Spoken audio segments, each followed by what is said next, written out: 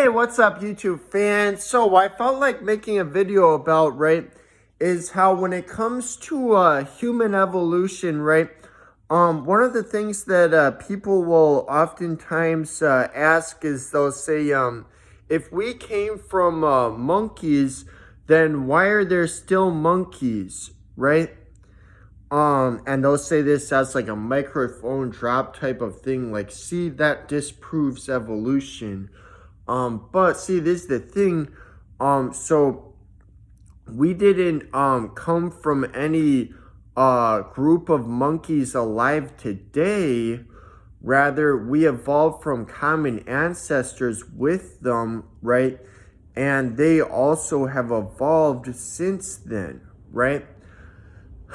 And people who are seeing something like this, they'll likely have an impression in their mind that monkeys are just like a single species, which is part of why they're making this argument. And that's how it's portrayed in like cartoons and things oftentimes. But monkeys, there's actually hundreds of living species of monkeys, right? Hundreds of them, and they don't even all interbreed with each other, right? And so for one group of monkeys to give rise to humans would not require that the other groups would no longer be around, right? And they would not have to evolve into humans in order to also evolve, right? Because it's also another misconception where people will assume that evolution is centered around humans and that it's supposed to always lead to humans, but it actually isn't, right? There's no single direction that it has to go in leading up to humans. Humans are just one out of, millions of ways that evolution can go down, which is why there's so many millions of differing species, right? And so there's no reason that we would expect that it would have to just like lead to humans every time. That's not how it works, right?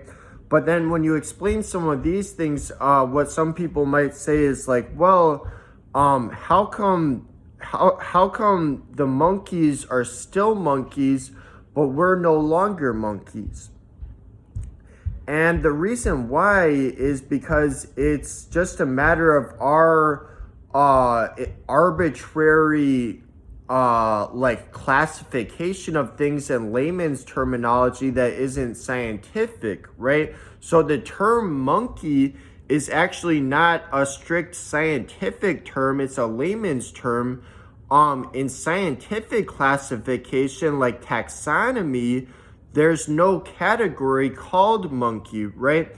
And the lowest taxonomic category that all monkeys are a part of is anthropoids. There's higher categories that they're also part of, like mammals, vertebrates, but like those are like higher up things that include like many other groups that aren't even primates.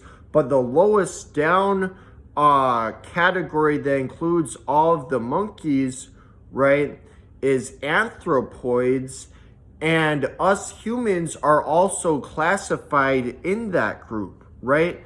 And so there's no taxonomic group which includes all monkeys but which doesn't include humans, right?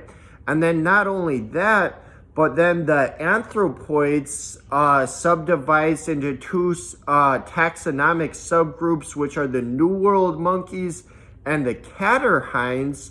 And us humans are part of the Catarrhine group, right?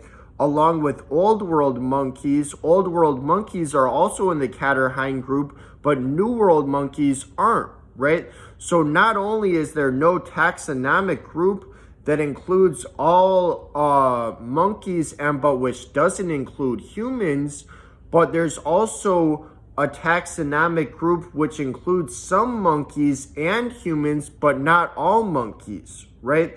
So the Old World monkeys share a taxonomic group with us that they don't share with the New World monkeys, right? And then furthermore, the Catarrhines, that group subdivides into two groups.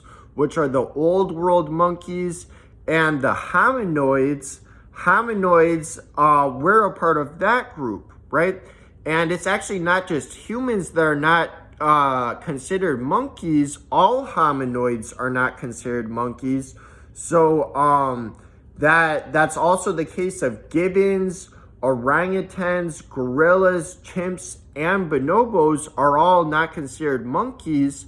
Why? Because none of us have tails, right? So the main distinguishing feature of, how do you distinguish if anthropoid is a monkey or not is just based on whether or not it has a tail. That's actually the whole reason of why we're not considered monkeys, is because we don't have tails, right? But that also applies to gibbons and orangutans and gorillas and chimps and bonobos.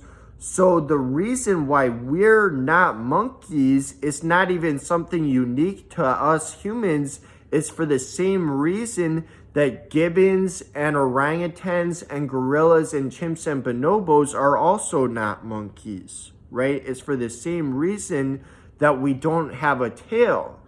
And why would not having a tail make us not monkeys? Well, because as I said, it's just a layman's terminology based on arbitrary criteria, right? There's actually no good, objective reason to make a grouping based on whether or not there's a tail. There's a ton of different characteristics you can make a group based on. To make a group based on, whether or not they have tails is an arbitrary characteristic, right? So the criteria that makes us not monkeys is arbitrary, and it's not unique to us, right? It's found in all of the creatures that are most closely related to us, right? Are also not monkeys for the same reason. And there's no taxonomic group that includes all monkeys but doesn't include humans. And there's a taxonomic category that includes some monkeys but not all monkeys, but also includes humans, right? As well as other hominoids, right? And for each of those taxonomic groups, none of those are arbitrary. Each of them have a set of characteristics, most of them not just one characteristic, right? Such as, the catarrhines, right, are distinguished from the New World monkeys in that we have the dental formula 2123, 2123, downward facing nostrils, and trichromatic vision. And the hominoids are distinguished by having no tail and having a dorsally positioned scapula, allowing for highly mobile shoulders, and a unique pattern on our lower molars called the Y5 pattern.